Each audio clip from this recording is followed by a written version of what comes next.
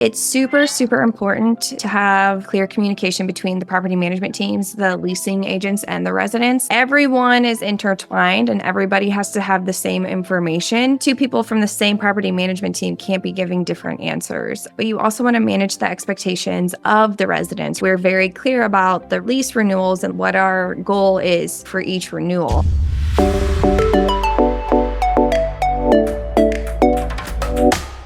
Hey everybody, welcome to another episode of the Adventures of a Real Estate Investor podcast. I'm Michael. And I'm Susie, and we're so excited you joined us on this adventure. Hey everybody, welcome to episode 126. That's 126. This is going to be a good one. This is season 3, episode 9 of season 3. In this episode, we're going to talk all about the solar eclipse. The solar eclipse was today. It's correct. We're going to talk all about lease end tracking and proper lease end phasing as well, right? Cool. All right. So in this episode, we're going to talk all about what lease end tracking is and what lease end phasing is and the importance behind that, right? It's important because it has financial implications. It has potential legal implications. It also has resident satisfaction implications as well. Yeah. And I mean, in all businesses, you talk about wanting processes and systems and processes, right? And this is just part of it. Like that is where that box also gets checked, because when you fall behind in this, as Michael mentioned, like the ripple is not small, the ripple is large.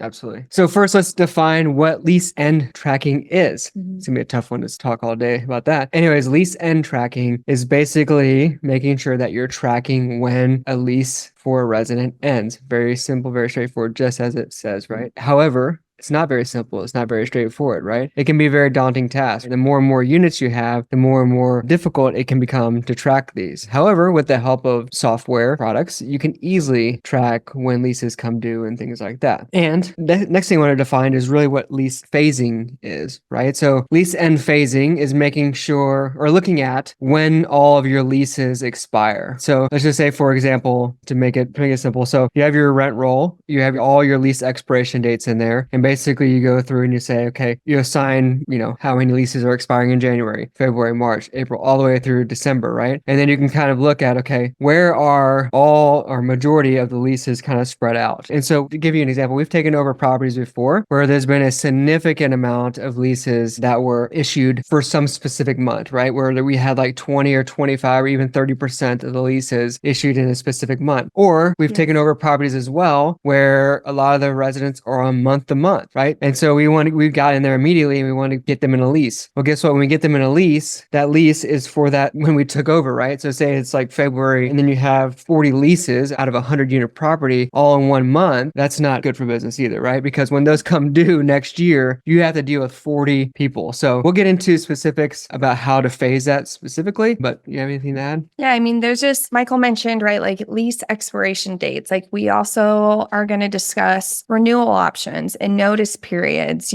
really looking at the much larger picture of everything that's involved. And it'll be fun too, because like we've now experienced this with our on-site property managers, really sitting down with them and having them understand why accurate lease end tracking is beneficial for their sanity as well, right? Like when they really understand the pros and cons of it, like the pros 100% outweigh everything. Absolutely. I 100% agree with that. So let's dive into it. As I mentioned previously, it can be a very daunting task the more and more units you get into, right? Tracking lease ends and tracking phasing and things like that. However, with software, I mean, even a simple spreadsheet such as Excel, you can put in your lease end dates and things like that, and you can kind of track which ones are ending on certain months, right? So you can see, okay, in March, we're going to have 45 move outs or something like that. Also, software products such as like we use our property management system our PMS system is AppFolio. And so in AppFolio, you get alerts and things like that when leases are coming due, and you can set certain times and stuff like that to be alerted. I'm sure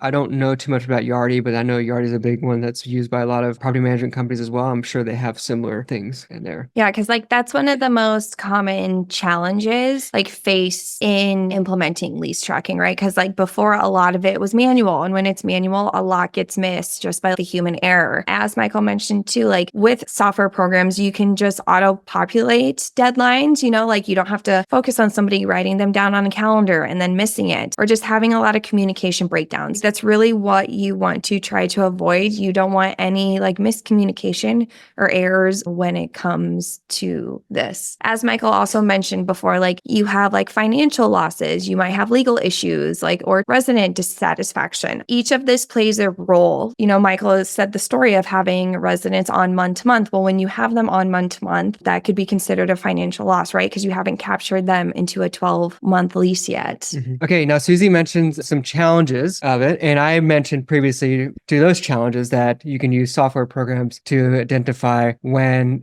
lease ends are coming up. So once you identify when your leases are coming due, then you need to really look at, okay, how are those spread out across the calendar year, right? Because now we're going to get into phasing, right? Because you don't want, as I previously mentioned, you don't want all, or not all, but like a large majority of your leases ending in one specific month, because that's going to cause a lot of headache, a lot of unit turn, and a lot of issues with it's going to have a huge ripple effect, right? And so just for example, like say you have 20% of your units coming due in one specific month and you can't get those residents on a new lease. Well, if that occurs, then you have 20 move outs and your occupancy is going to drop significantly. Not only is your occupancy going to drop, but then your maintenance personnel is going to have to deal with 20% of your turns, right? Like 20% of units have turns to do as well. And so that's going to cause a massive ripple effect. Yeah, because if you end up having, like you lose rent, right? On those months that they're sitting unturned. But then if you hire out that work, you're spending more money than you would have if just proper lease tracking wasn't in place. Yeah. Yeah, I was just going to say another ripple to that too, is like if you have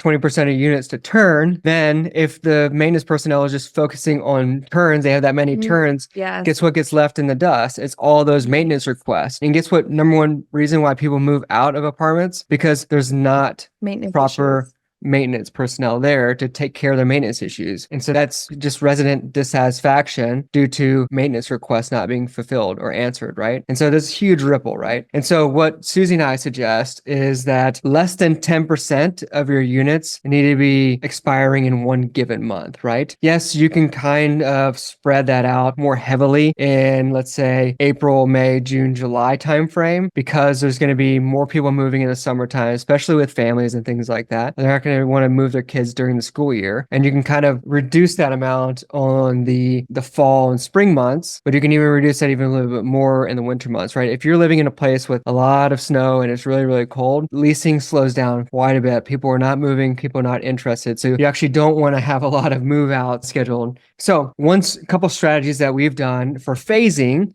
to kind of spread that load across the entire year is look at, say, for example, we had one property that we took over and there's a lot of people a month to month, so we gave them all new leases. Well, I'm going to say there was like 20 or 25 new leases that we had to sign with these residents. Yes. Well, I was like, there's no way in heck that we're going to be signing 25 new leases that all end in February of the following year. Number one, February is a terrible month because of the winter and stuff like that. But also... it's just bad time in Oklahoma to move too. It's like, it's bad storms then. Yeah, exactly. So just not a great month. So I was like, okay, let's take some of these and let's split it up, right? Let's do some 3-month leases. Let's do some 6-month leases, some 9-month leases, and then some 12-month leases. And if some people really want to, they can stay for 15, and then we can even kind of do that as well and kind of phase it out, right? And then once those come up, those 3, 6, 9-month leases come up again, then we look at, okay, when is this going to expire again? Can we put them on a 12-month lease at that time, right? Until we get them to where we want them. And so it actually works quite well. Yes. And residents don't tend to really care for the 3, 6, 9-month lease. I think their biggest concern is, hey, after the 3 months, are you going to raise my rent again, right? And so you just have to work around those kind of issues that might pop up. Absolutely. I mean, just another example of a strategy just to make it more effective. Like it's super, super important to have, and I know I've mentioned this before, but like clear communication between the property management teams, the leasing agents, and the residents. Everyone is intertwined and everybody has to have the same information. 2 people from the same property management team can't be giving different answers. But you also want to manage the expectations of the residents. When Michael said we're very clear about the lease renewals and what our goal is for each renewal, we don't go as far as explaining the lease end tracking, but you can come up with any great idea that would work. And I mean, communication is always the biggest thing. Do the on-site managers know why we're doing lease end tracking and its importance, right? That's the biggest thing. And then how they convey that back to the residents. Yeah. And so now once you get your phasing sorted out, Mhm. the next thing you want to do is make sure you have a clear communication plan, as Susie mentioned. Make sure all of your business plan is communicated properly to the on-site, to the regional as well. But once that's sorted, the phasing is sorted out, then you need to start tracking these end dates, right? So we usually track 90 days out, right? Like we're looking at 90, we're looking at a 90-day picture, right? And then we start sending out renewals. 90 days, we'll send them out again, 60 days if they don't answer, right? And then because they have to sign something within 30 days or give us a 30-day notice to vacate, right? Sometimes we can even get like a 60-day notice to vacate, which is very helpful as well. And so say we send them something out 90 days out and they're like, we're not going to renew. We can even track that, okay? This person is not going to renew, but we can also, not only do we do two things at that point. We continue to work with them to see if we can get them to renew because that is the cheapest option. Or we can say, okay, that's also going to give us information to say, okay, 90 days out from now, this unit is going to be vacant. Can we start leasing that specific unit? Okay. And then we can get it on the schedule for the maintenance team to get ready to do that turn, especially if it's already leased as well, pre-leased. And we can say, okay, now we can see how many units are coming up for renovation. We need to assign certain maintenance personnel or enough maintenance personnel to those actions to make sure that's taken care of.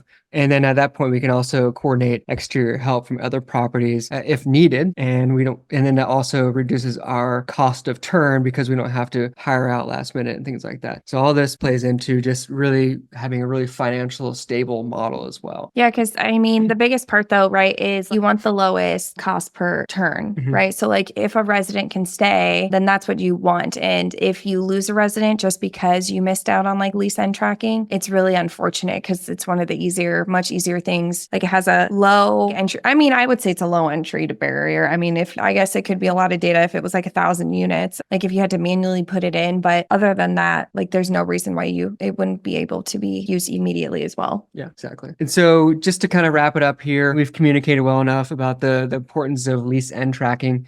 Make sure that you have a plan. Make sure that your team on site has a plan. Make sure that they understand what you're looking for, making sure that you're tracking 90, 60, 30 days out, making sure that, is that unit renewing? Are they moving out? Is that, if they're moving out, is that unit released? And then if the proper phasing is established for your specific market, right? You want to make sure you know your leasing season in your specific market, and then making sure that the phasing is spread across those months equally or distributed properly according to the leasing season. Yeah. And even according to your budget, right? Like even if you think about it that way, if you can't go over budget every month, then you'll just have like that could blow a budget or ruin budget for other months and just leaving apartments vacant. Absolutely. Especially if you have a massive move out as well. If you're not really tracking, you're like, holy crap, I didn't realize that we have 25 units coming up in this specific month because you weren't tracking it. And then your occupancy significantly plummets. It's really hard to come back from that without spending a lot of money to do so. Yeah. Right? Like in marketing or in concessions, whatever. Yep. Whatever it could be. So before we end the show, Yeah. we have my favorite new segment. It's called Multifamily Mythbusters.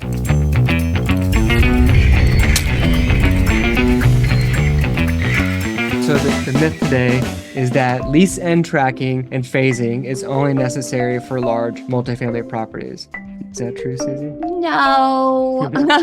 Why not? So this myth suggests that lease end tracking and phasing are primarily relevant and beneficial for large multifamily properties with hundreds of units or more, right? Like that's the thing. 100 plus considers you big, but really in my eyes, like 2 considers you big. Like it's bigger than what everyone else is doing. But the misconception lies that the smaller multifamily properties with fewer units can manage lease end manually or with less sophisticated tracking systems, right? Like without facing any consequences. And unfortunately, we have to debunk Debunk that myth. Yeah. debunk that myth. Yeah. So I will say that I think it's officially debunked that it's important for all sizes of multifamily properties. I think it's even more important for a 4-plex or let's say a 10 unit, right? For ease of looking at numbers. Let's say I think it's even more important for even smaller units, right? So like 10 unit, if you have 5 move outs scheduled for July and all 5 decide to non-renew, guess what? You have 50% occupancy. You have 10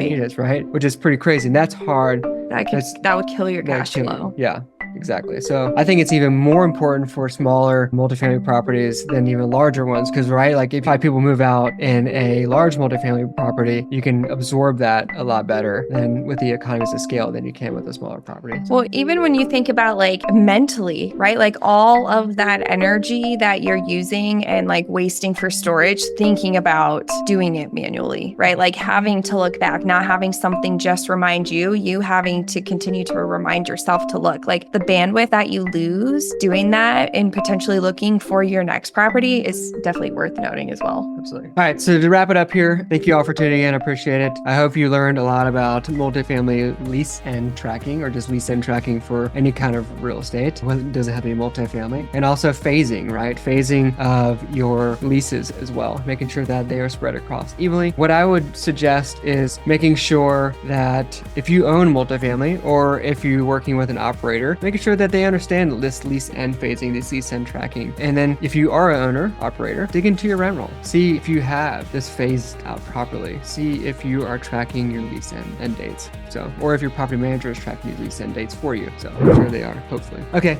Well, thanks everybody. Thanks Adventurous family. Appreciate your time. And thanks for tuning in. Until next time, explore more. Adventure awaits.